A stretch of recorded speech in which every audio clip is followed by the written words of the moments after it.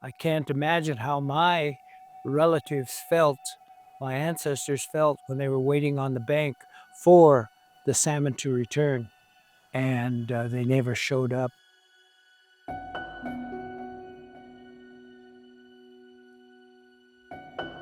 My name is Tim Pione. I'm the manager of the Spokane Tribal Hatchery. I grew up on the Spokane Indian Reservation, just 5 miles from here. I never fished the river because there really wasn't much fish in the river.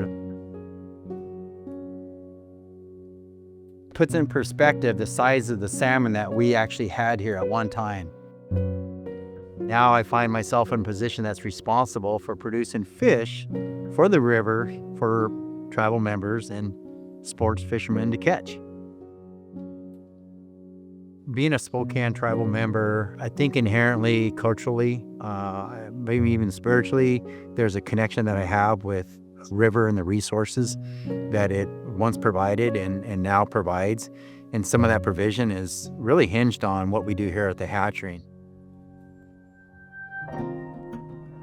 We're responsible for raising 750,000 rainbow trout annually for transfer, as well as releasing 50,000 harvestable size fish, as well as 6,000 for the inland reservation lakes.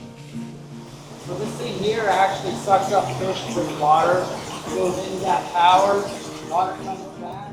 These are images of fish that are coming through, and it's just taking snapshots. And then The fish that we produce are sterile, and the reason we do that is we don't want our hatchery fish to have an adverse impact to the native populations that are out there.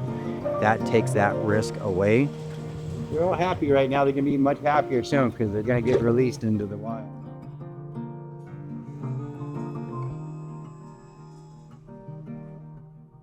Lake Roosevelt is a reservoir in the Columbia River system created by the construction of Grand Coulee Dam. The only rainbow trout that you can actually harvest, that anglers can harvest, have to be of hatchery origin. That's a huge responsibility. I think the harvest is probably around maybe 200,000 fish a year. There's a huge interest from the general public for fishing it, but there's also a tribal interest, the Spokane Tribal or river fishing people. One of the unique things about the Spokane Tribal Hatchery is it's fully staffed by tribal members of 3 different generations. It's good to see that all the tribes and everybody that's involved with this, raising these fish and releasing them and everything like that, you know. It's good for everybody that's involved in it. I'm proud to work for the Spokane Tribe anyway, and I'm a member, and our people need those fish. The hope is that in the studies that we do in the hatcheries is that it'll help to bring back the population of all the fish in the rivers and lakes. Hopefully one day we could figure out a way to so that our salmon and everything come back.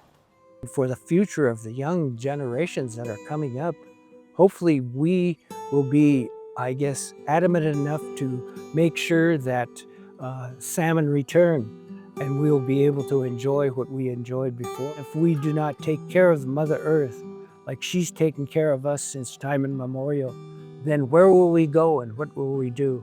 How will we live, you know? So we've got to make sure that we take care of her, and because she's taken care of us.